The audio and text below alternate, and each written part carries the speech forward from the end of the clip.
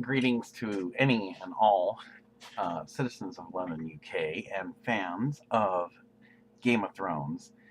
My name is Leslie. Ted is my nickname. Andreas Lechner. I am an aspiring screenwriter and aspiring actor. Now, for some of you, you may not know what this means. You take, for example, I have to learn certain etiquettes and customs and traditions of London should I ever have the opportunity to get there. Like this is kind of funny. Um, some people told me it will be a culture shock for me, and I'm so looking forward to this. Will I get to meet Emilia Clarke if she's walking, say, for example, with her mom on the sidewalk? I don't know. Um, it'd probably be all I could do from passing out from the excitement if I should meet her. Um, I hope that Amelia doesn't mind. I have to compliment her, and it's not intended, I state for the record, for all to hear, to offend her.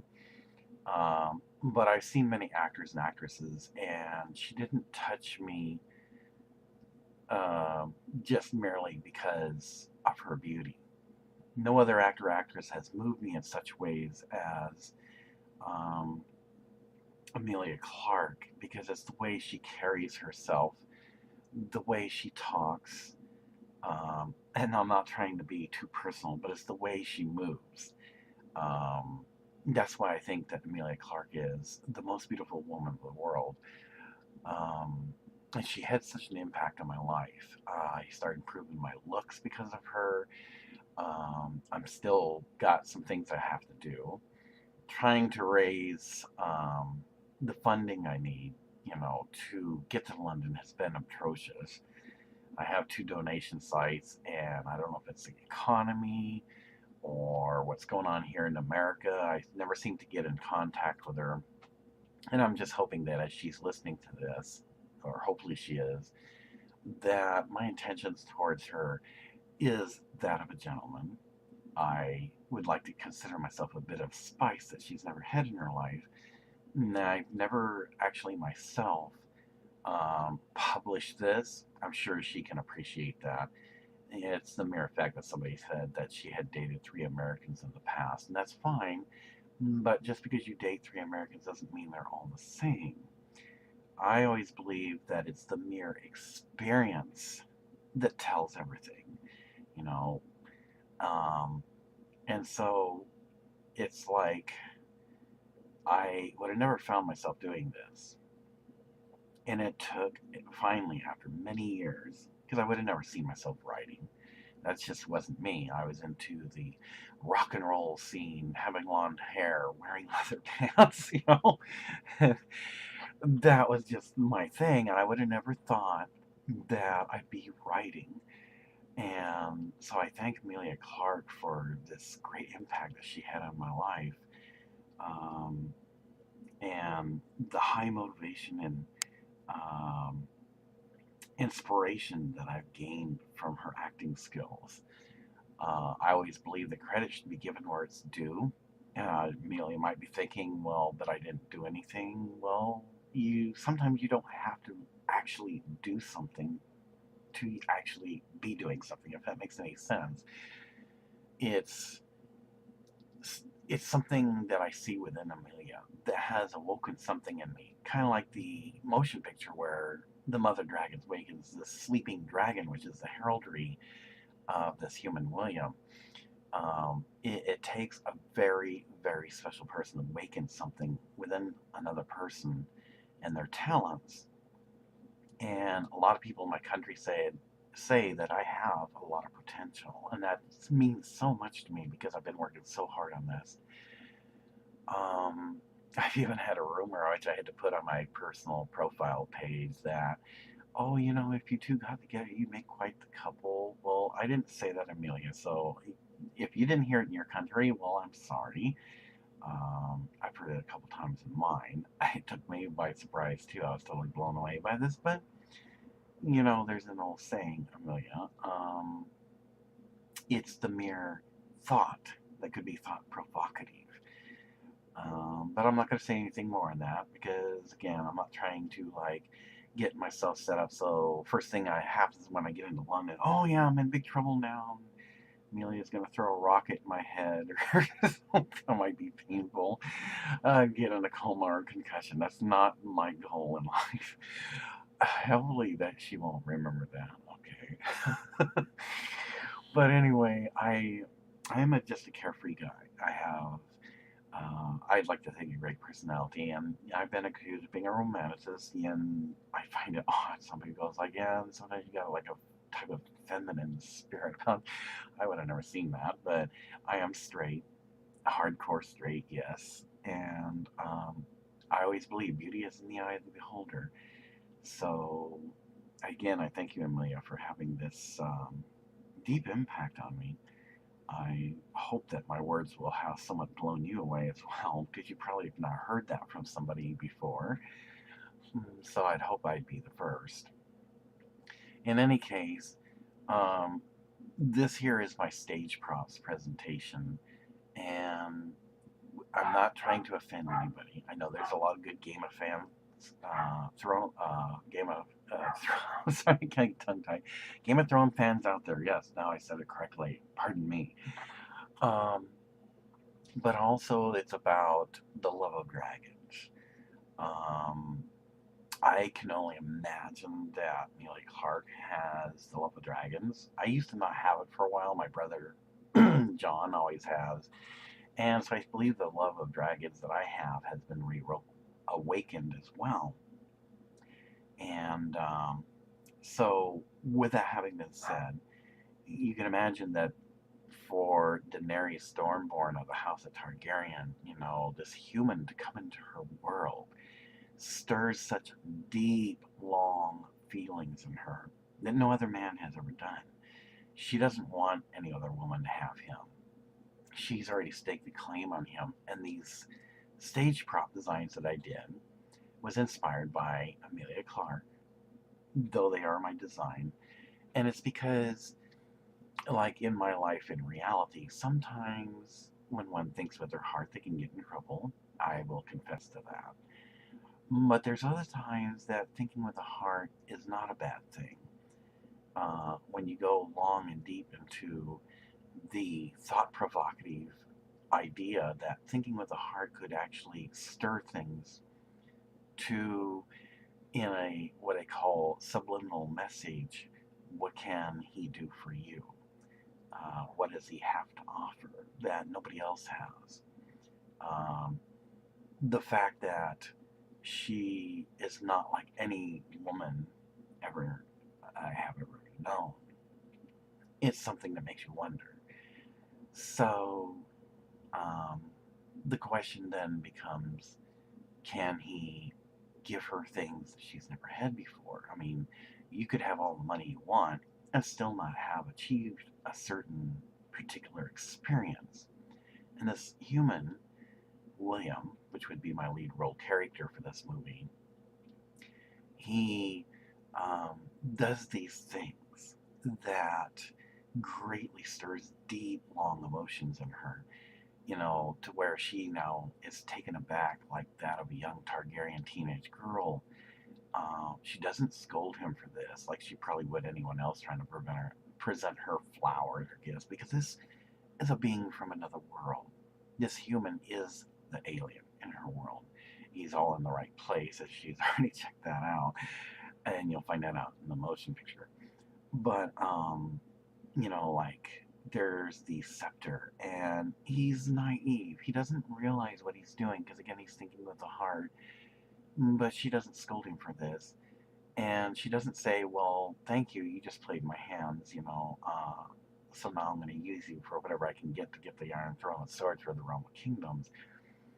It's the actions that she does. Yeah, and when he asks her, "Will you be my queen ambassador of my world?" Because he knows he can't ever go back to Earth, and chances are she'll never see Earth either. But the mere fact that he represents his race and asks her to be the queen ambassador of his world, without hesitation, she snatches that scepter out of his hand. He might think, "Oh, good, I just got myself in trouble," but Then he realizes, like within a matter of seconds, he's not in trouble because when she snatches and lays it across her lap, she's doing it with such a smile that what queen is going to resist this symbolic gesture that just gave her power tenfold? You know, it's a historical moment of Targaryen history, and she even asks him, "Is that it?" And he's like, "No, I got more gifts here for you. You know, there's more." And so you can imagine seeing she rolls her eyes because it's like, wow, she's never been spoiled like this. And, and a queen like who's so powerful like Daenerys, what queen is not going to love being spoiled by these gifts of symbolism? And so she allows him to continue. And it's like for her the greatest moment of her life because never in all Targaryen history has there been a human word was usually mentioned more like a slang word, as I had demonstrated in my other presentation of narrations. And so this spoiling that he's doing, even though he's naive at heart, he doesn't realize he's doing this, it doesn't get him in trouble, but it's stealing deep, long feelings in her to where she now wants these sensations, and she's um, so happy about the fact that he didn't choose another kingdom to go live in after he gets permission from swearing allegiance to her because obviously he's got to live somewhere. And she's happy the fact that he chose to stay in the kingdom where she's at. He's not trying to pursue her like most men because he knows of her position and it kind of is like a scary thought. But at the same time, she's not trying to scare him off either. And it's the simple fact that it gradually builds bigger and bigger, deeper and deeper for each other. And for this human, he gets the sensation when it's something that she won't say, "Hey, I'm going to experiment with you." But it's the building of the tense moment right up to the point where they finally, yes, have their uh, erotic, sensual love for each other. And she even will come and tell him at a point in time, if you didn't ask me to marry you, which is your human custom, I would have asked you to be my suitor anyway, because I've already made my decision on you long before you even thought about this. And he takes this into much delight because to him, this is like his heaven that he's gone to because he can never go back to Earth. And so the experiences that he has with her is so deep and moving and slow at first and faster and there's no experience of a human female that can compare to this of the Targaryen female, what she puts him through, the fact that her sweat has an intoxicating effect on him, though she finds this delightful because he acts strange until it wears off. And he does get end up with sore ribs, and we'll just leave it at that. I won't say what else happens to him, but he does have kind of a tense situation trying to move about until things wear off. Um, and the fact that he does human things that puts her through such deep, long sensations that she's never experienced from the men of her world. So it's like they learn about each other. They are building such a chemistry that has never been built before. He doesn't want her wealth or anything, and she likes this. And so he even says what might be considered sinful in this world and tells her, Daenerys, I'll even let you possess my soul. Well, what he doesn't realize is that since she would put a seal around his neck like a necklace when he goes to the men's gathering party, because now they're engaged and it's like a best man's party, but it's called the gathering a men's party for her world. And she's having her party for like a bridesmaid party, though they may call it something different in Valerian. It's like she don't want no other woman to have him. He is her property now. She dominated him, and she tells him, "I already have possessed you." He just doesn't realize it, but the mere fact that he says, which would be considered sinful, "You can possess my soul," And she already has decided that she has possessed his soul. He just didn't know it yet. And it had to be at the right time for him to say it verbally for her to confirm this, because he is her pet, her toy, um, her her servant. And though she don't believe in slavery, she eventually kind of gives in a bit and says, "Fine, if you want to be my love slave, I will allow this," because it's the sensations and stimulations that he's putting her through as well that she's never experienced. So, without further ado, I'm going to show you this prop samples I've made. They're not in existence yet, but like the crown, it will replace the one she had designed with much more glory and beauty to it, and she will accept this. So here is my stage prop samplers, which will be presented along with my portfolio and photo shoot when I get those done. The washcloth bit and bearing all as she did, and I'll just leave it that discretionally, because I do believe in discretion. If she can do her bed sheet shoot, I could do the washcloth. And if she can bear all, why shouldn't I? I have nothing to be ashamed of. And I think that while she turns the heads of men, yes, I may be turning the heads of women. Um, but it's because I think it's time for me to come out of my modesty. It's time for me to go beyond the barriers, what they call sinful barriers. If she can do it, why shouldn't I? I think I have much to offer the United Kingdom, and with a master's degree, it'll just make it that much more official to get into an area I've never thought I'd be in before. Now, while it'd be nice that, like the human in Daenerys' world, she will guide him and work with him closely. Hold on to that phone. Sorry about that. Every time a police siren goes by, the dogs go crazy, and I don't have a soundproof room around studio, so again, this is all rough draft. So anyway, as I was saying, these stage props are all based on the inspiration and motivation that Emilia Clarke has given me through the impact that I feel she has made in my life. Um, so I have to give credit where it's due, and I do thank her very much.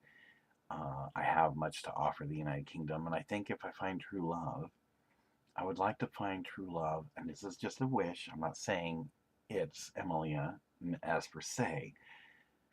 She could be burned out on being the mother dragons, in which case then I have to find someone who uh, maybe like me at minimum has acting experience, but I need to find someone who can relate at my level, giving the fans what they want, the love of two dragons and the symbology that's behind it.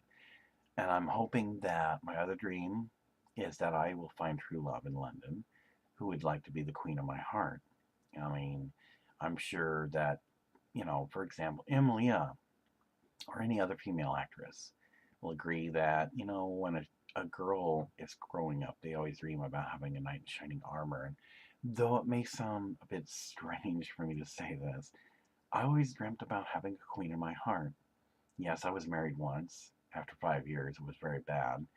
And it is one of those rare things where you hear about the women abusing men. Usually, mostly men abuse women, but I was the one being abused. And then after we separated, women only wanted me for money and all that. And so I'm not looking for that. I don't want second best anymore. I'm done with trying to find women in my country. And if I could find that one Mother of Dragons type lady in London, um, she would be the queen of my heart, and she would also be the one I act with in my movie scripts. So I'm not saying, again, that it would be Emily Clarke, because no one really knows. Won't know until I get there. All I can say is that somewhere out there, there is a Mother of Dragons type lady who will probably have acting experience and would like to know who this male dragon is, Dragonsphere. And I think it would be fun putting out my movie scripts, getting my debut, and finally being an actor, and doing my photo shoots like Emilia has done, and breaking the modesty barrier once again, showing, here I am unleashing myself unto the world. Behold, the male dragon cometh, and I shall achieve all that I want. Thank you, Emilia Clarke. Okay, real quick, I won't take up any more of your time. I want to, this time with this movie, and I say this with many compliments to, hopefully, if Emilia Clarke would appreciate this, and depending on whichever agent I get, I want to dedicate this motion picture to honor not just the original author, but the greatest actress ever. In fact, I'm going to see if whoever agent I would get would put it in writing that the motion picture is dedicated to honor Emilia Clarke, the world's most beautiful woman and greatest actress ever.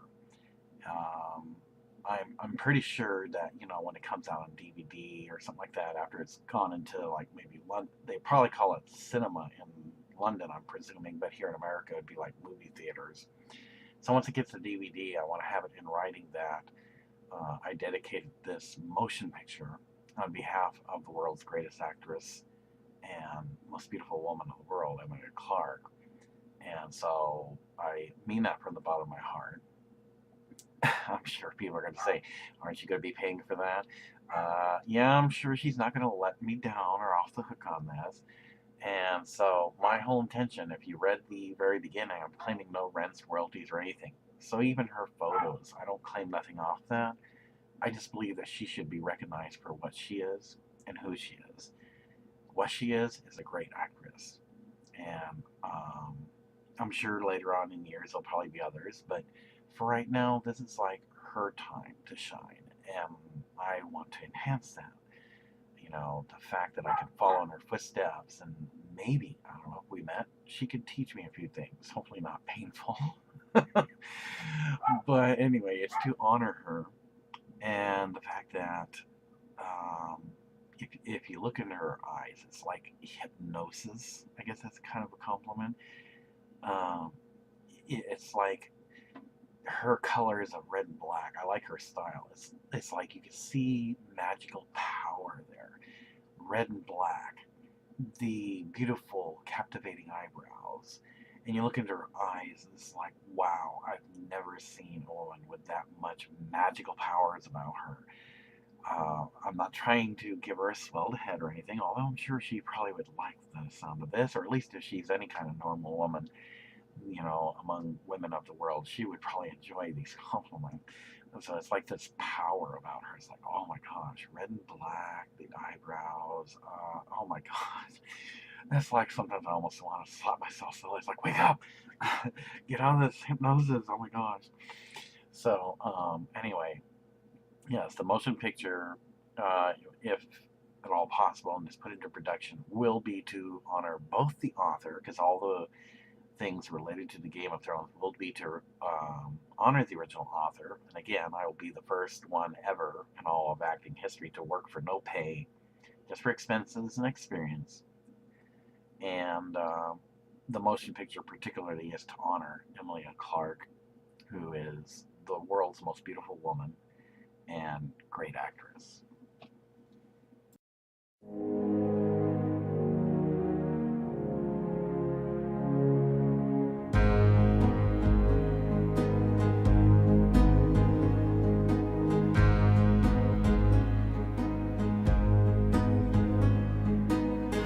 And all the light will be,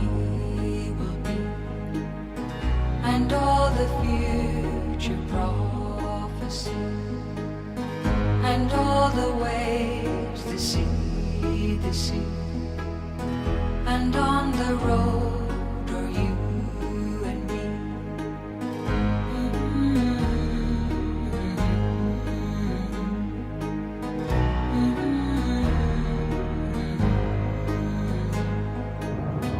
And all the ways are like a kiss, and all the years are never cease, and all the more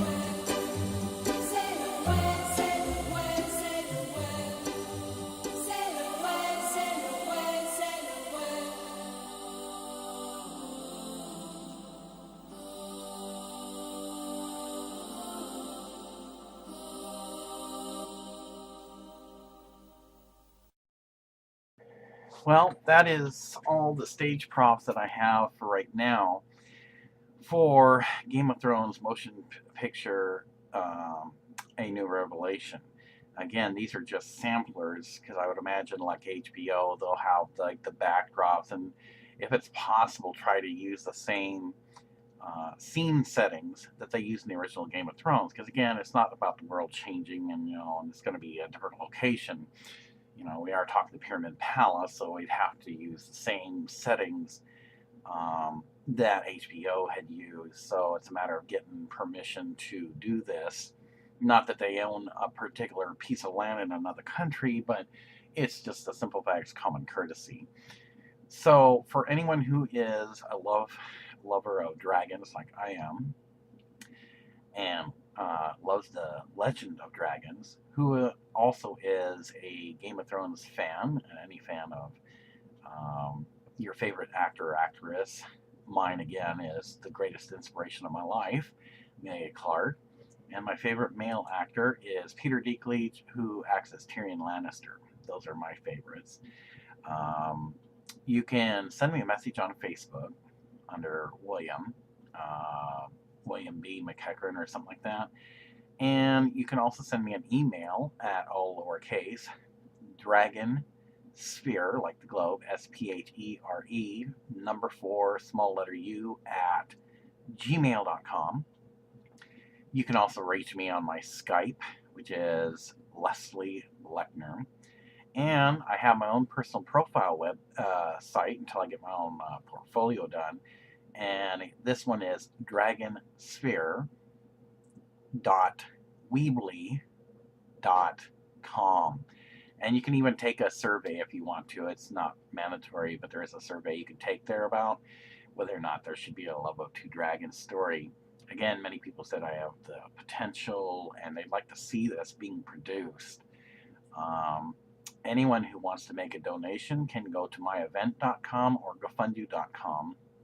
Again, it would be nice that somebody would be able to make such a donation, because in return, you will have a great return on your investment for helping me to get my dream accomplished. So, I just hope that somebody out there will have a kindred spirit and be willing to help me achieve my goals and dreams. And I guarantee you that whoever does support and make such a donation, you will be publicly recognized, and all credits will go to those who help out. Again, for me, it's not so much the profit of making anything off the author's name. I'll be the first to act for free. That means working with no pay, just for the expenses and experience. All other actors and actresses, of course, would get whatever is their standard pay, including Emilia Clarke and Peter Dinklage, as an example. So I wish you all the very best. And soon I'm going to be in honor of her, opening up my own fan club page for Emilia Clarke fans, because I believe people should speak freely from the heart and not be controlled or put in such a way that one should be intimidated. I don't think that's something that is mature or respectable. Everybody has their own quirks. Mine is that you should speak from the heart. Say what you believe and mean what you say. That has always been my philosophy. So thank you for giving me attention to demonstrate the small sampler stage props, which I hope to have made once I get in London. And I hopefully will see you soon.